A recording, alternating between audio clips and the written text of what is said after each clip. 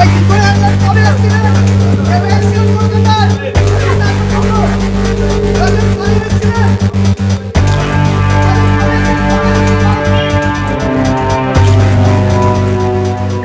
কি সত্যি এখন জঙ্গিদের নিরাপদ আশ্রয়স্থল হয়ে দাঁড়িয়েছে? বেঙ্গালুরুর ক্যাফেতে বিস্ফোরণের সঙ্গে জড়িত দুই জঙ্গি এ রাজ্য থেকে গ্রেফতার হওয়ার পর এই প্রশ্নই ফের সামনে উঠে আসছে। অনেকেই বলবেন ধরা তো পড়েছে এ রাজ্যে, তাহলে বাংলা তাদের জন্য নিরাপদ কেন?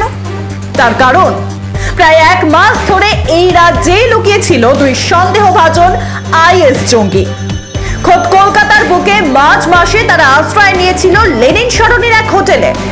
বানিয়ে ফেলেছিল ভুয়ো ড্রাইভিং লাইসেন্স, এমনকি আধার কার্ড পর্যন্ত। কয়েকদিন আগে নিউ দীঘার এক হোটেলে ওঠেন তারা। এর আগে গিয়েছিল দার্জিলিংয়েও।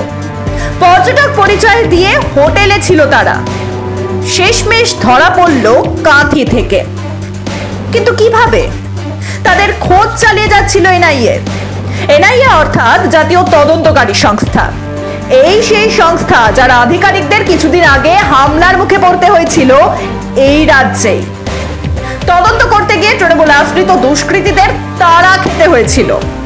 খোদ মুখ্যমন্ত্রী প্রশ্ন তুলেছিলেন এই এনআইএর ভূমিকা নিয়ে। এই সংস্থারই আধিকারিকেরা হন্যে হয়ে খুঁজেছিলেন আব্দুল মতিন আহমেদ ও মুজাফির হোসেন সাজিব নামে দুই জঙ্গিকে। তারা ধরা পড়ার পরে স্বাভাবিকভাবেই টুইট করেছেন বিজেপি নেতা অমিত মালব্য। তিনি লিখেছেন, মমতা বন্দ্যোপাধ্যায়ের আমলে বাংলা জঙ্গিদের স্বর্গরাজ্য হয়ে দাঁড়িয়েছে। এটা দুর্ভাগ্যের। এই ঘটনার পাল্টা আক্রমণ করতে ছাড়েননি মুখ্যমন্ত্রী। কোচবিহারের জনসভা থেকে তার দাবি, পুলিশ জানতে পেরে 2 ঘন্টার মধ্যে জঙ্গিদের ধরে দিয়েছে। ফরংবাজ বলেছে ব্যাঙ্গালোরে একটা বোমা পড়েছিল, লখনৌ কর্ণাটকের, আমাদের এখানকার নয়। 2 ঘন্টায় বাংলায় লুকিয়েছিল, 2 ঘন্টার মধ্যে আমরা ধরে দিয়েছি আমাদের পুলিশ। আর সেখানে বলছে বাংলা সেফ নয়, তোর দিল্লি সেফ, তোর উত্তরপ্রদেশ সেফ, তোর রাজস্থান সেফ, তোর গুজরাট সেফ, তোর বিহার সেফ। বাংলার মানুষ শান্তিতে থাকে, বিজেপি সহ্য হয় না। অত্যাচারী দল। এখানেই প্রশ্ন, মুখ্যমন্ত্রী বলছেন 2 ঘন্টার মধ্যে পুলিশ জঙ্গিদের ধরে দিয়েছে। কাদের সাহায্যে ধরেছে?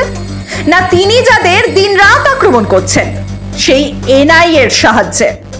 এনআইএ টিপস দিচ্ছে আর পুলিশ গিয়ে ধরছে, তাতেই বাহবা দিচ্ছেন মুখ্যমন্ত্রী। কিন্তু গত 28 দিন ধরে রাজ্যে কিভাবে ঘুরে বেড়াচ্ছিল ওই দুই জঙ্গি? কিভাবে তাদের ড্রাইভিং লাইসেন্স হয়েছে?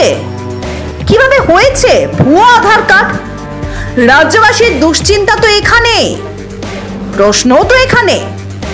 বাইরে যে কেউ এসে এই রাজ্যে যা খুশি করে নিতে পারে। এখানেই তো বাংলার সাধারণ মানুষের নিরাপত্তার কথা সামনে আসছে। রাজ্যের পুলিশ বা কেন্দ্রের এনআইএ পরস্পর সহযোগিতা করে দুর্নীতি দমন করবে, এটাই তো স্বাভাবিক। কিন্তু জঙ্গিরা এ রাজ্যে এসে লুকিয়ে থাকার সহজ রাস্তা যদি বের করে, সেটাই তো অস্বাভাবিক। এখানে উঠে আসে নিরাপদ আস্তানার প্রসঙ্গ। এ ব্যাপারে আপনাদের কি মত? লিখে জানান আমাদের। যুক্তি পছন্দ হলেও লিখে জানান। এরকম আরো প্রতিবেদনের জন্য চোখ রাখুন মাধ্যমে।